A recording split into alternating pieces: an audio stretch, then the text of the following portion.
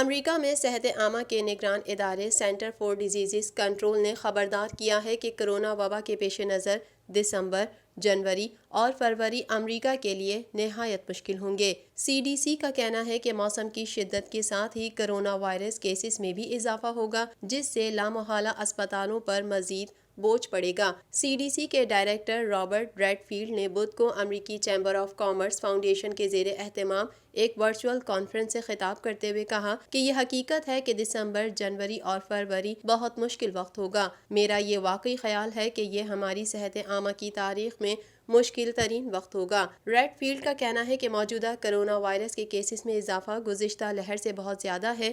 یہ اضافہ جغرافیائی طور پر بھی پہلے سے زیادہ ہے اور امریکہ میں اوسطاً روزانہ 2000 افراد اس مرض کی وجہ سے ہلاک ہو رہے ہیں۔ انہوں نے بتایا کہ ملک بھر میں اسپتالوں پر بہت بوجھ ہے اور دستیاب بستروں کی تعداد بہت کم ہے اور طبی عملے پر بھی کام کا بہت بوجھ ہے۔ ریڈ فیلڈ کے مطابق بدھ کو امریکہ میں پہلی بار اسپتالوں میں داخل مریضوں کی تعداد 1 لاکھ سے بڑھ گئی ہے۔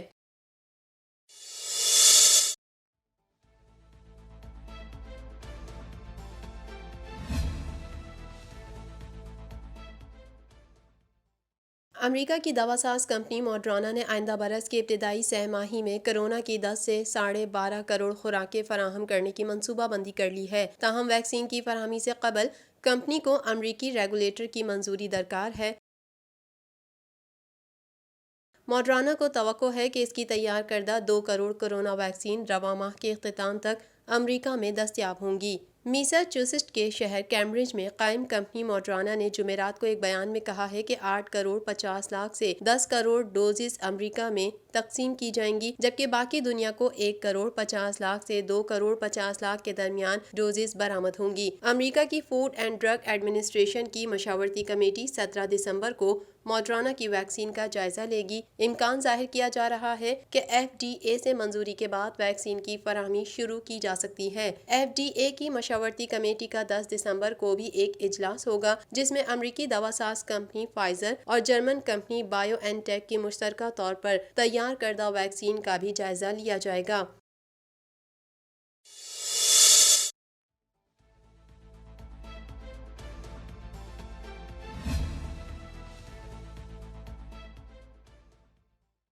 امریکہ میں گزشتہ روز کرونا وائرس سے 2637 اموات ہوئیں، جبکہ 2 لاکھ سے زائد کیسز رپورٹ ہوئے ہیں۔ امریکی میڈیا کے مطابق امریکہ میں کرونا وائرس کی ویکسینیشن کے جمعے سے شروع ہونے کا امکان ہے، تاہم کرونا ویکسین کی FDA سے منظوری سے مشروط ہے۔ امریکی میڈیا کا کہنا ہے کہ FDA کا کرونا وائرس کی ویکسین کی منظوری سے متعلق اجلاس 10 دسمبر کو ہوگا۔ ادھر ریاست نیو یارک میں گزشتہ روز 10,000 سے زائد کرونا وائرس کے کیسز رپورٹ ہوئے ہیں۔ الاباما میں 3,390، کیلیفورنیا میں 25,000 سے زائد کیسز رپورٹ ہوئے ہیں۔ واضح رہے کہ کرونا وائرس کے کیسز اور اس سے اموات کے اعتبار سے 10 سر فہرست ممالک میں 33 کروڑ سے زائد آبادی کا حامل امریکہ پہلے نمبر پر ہے، جہاں اس وائرس سے اب تک 2,87,825 افراد موت کے منہ میں پہنچ چکے ہیں، جبکہ اس سے بیمار ہونے والوں کی مجموعی تعداد 1,49,83,425 ہو چکی ہے۔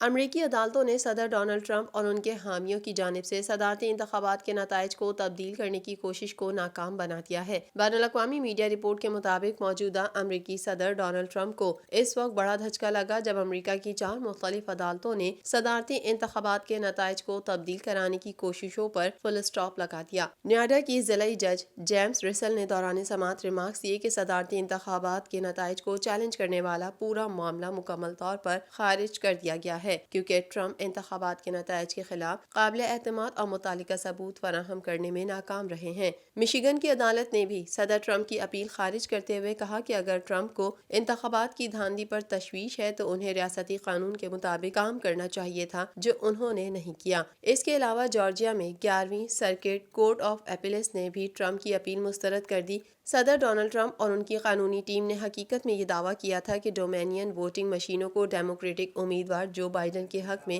انتخابات میں دھاندلی کے لیے بنایا گیا تھا۔ واضح رہے کہ ٹرمپ نے کئی امریکی ریاستوں کے الیکشن نتائج کے خلاف قانونی چارہ جوئی کرنے کا منصوبہ بنایا تھا، جو اب کسی کام آتا نظر نہیں آ رہا، کیونکہ ریاستوں کا کہنا ہے کہ انہیں بڑے پیمانے پر الیکشن دھوکہ دہی اور بے ضابطگیوں کا کوئی ثبوت نہیں ملا ہے اور عدالتوں نے بھی معاملہ خارج کر دیا ہے۔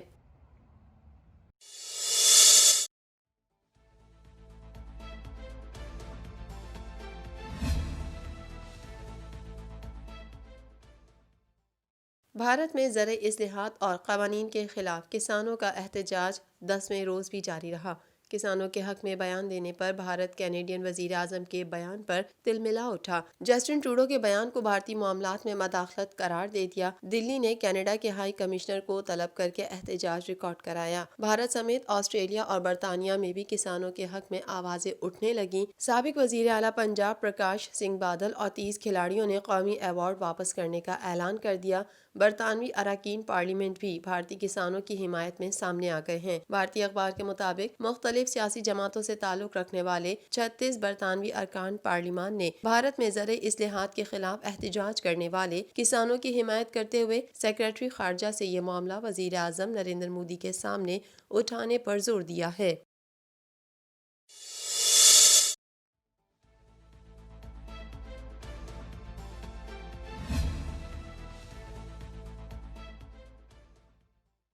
سعودی عرب کے وزیر خارجہ فیصل بن فرحان نے کہا ہے کہ اسرائیل سے تعلقات کی بحالی ایک خود مختار فلسطینی ریاست کے قیام سے مشروط ہے۔ عالمی خبر رساں ادارے کے مطابق سعودی وزیر خارجہ فیصل بن فرحان نے کہا ہے کہ اسرائیل سے تعلقات کی بحالی ایک ایسی خود مختار ریاست سے مشروط ہے جو فلسطینی عوام کے لیے بھی قابل قبول ہو۔ ان خیالات کا اظہار سعودی وزیر خارجہ فیصل بن فرحان نے میڈیا سے گفتگو میں اسرائیل سے تعلقات کی بحالی سے متعلق پوچھے گئے سوال کے جواب میں کیا۔ سعودی وزیر خارجہ نے مزید کہا کہ فلسطین کی 1967 والی حیثیت سے کم ناقابل قبول ہوگا۔ وزیر خارجہ فیصل بن فرحان کا یہ بھی کہنا تھا کہ تعلقات کی بحالی کے لیے یہ شرط سعودی عرب کے فلسطین سے متعلق ویژن کی عکاس ہے، جس کے تحت 1982 میں بھی اس وقت کے ولی عہد فہد بن عبدالعزیز نے فاس میں مذاکرات بھی کیے تھے۔ واضح رہے کہ متحدہ عرب امارات، بحرین اور سوڈان کے اسرائیل سے تعلقات کی بحالی اور اسرائیلی وزیر اعظم کے خفیہ دورے میں ولی عہد سے ملاقات سے یہ افواہیں گردش کر رہی تھیں کہ سعودی عرب بھی اسرائیل سے تعلقات بحال کرنے جا رہا ہے۔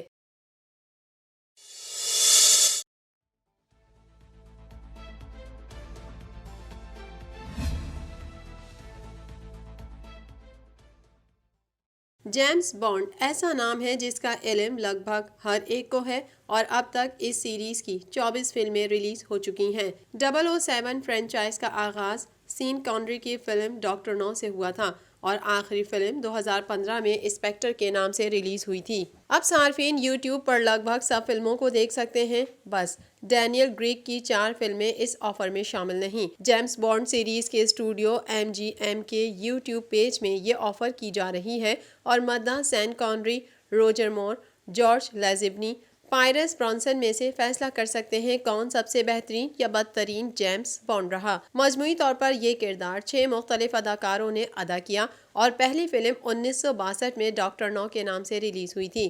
اس سیریز کی نئی film no time to die رواں سال ریلیز ہونا تھی، مگر کرونا وائرس کی وبا کے باعث کئی بار التوا کا شکار ہو کر اب اپریل 2021 میں سینما گھروں کی زینت بنے گی۔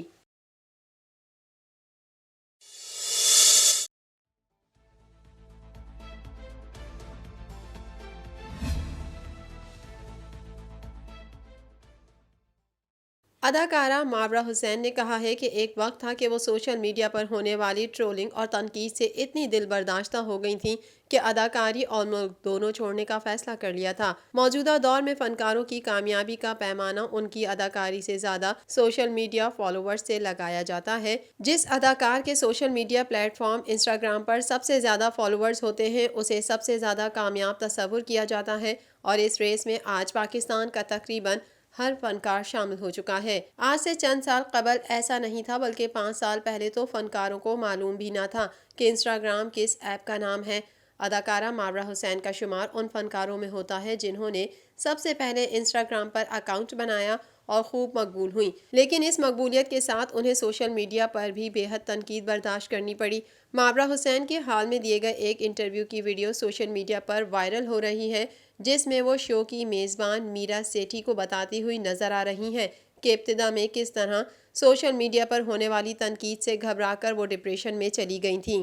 مابرہ حسین نے بتایا کہ سوشل میڈیا آج ہماری زندگیوں میں شامل ہو گیا ہے، لیکن سوشل میڈیا اکیلا کچھ نہیں ہے، بلکہ اگر میں آج کام کرنا چھوڑ دوں تو میرے سوشل میڈیا اکاؤنٹ کا کوئی مطلب نہیں ہے۔ تقریباً 10 سال تک سوشل میڈیا استعمال کرنے کے بعد مجھے احساس ہوا ہے کہ زندگی سوشل میڈیا پر ختم نہیں ہو جاتی۔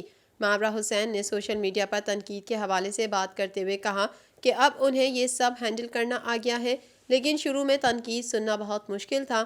مجھے آج سے 5 سال پہلے اس بات کا احساس ہوا کہ آپ کے منہ سے نکلی ہوئی کوئی غلط بات غلط نہیں ہوتی بلکہ گناہ ہے۔ سوشل میڈیا پر رہتے ہوئے آپ غلطی نہیں کر سکتے، کیونکہ آپ کی یہی بات پکڑ کر آپ کو شدید تنقید کا نشانہ بنایا جاتا ہے۔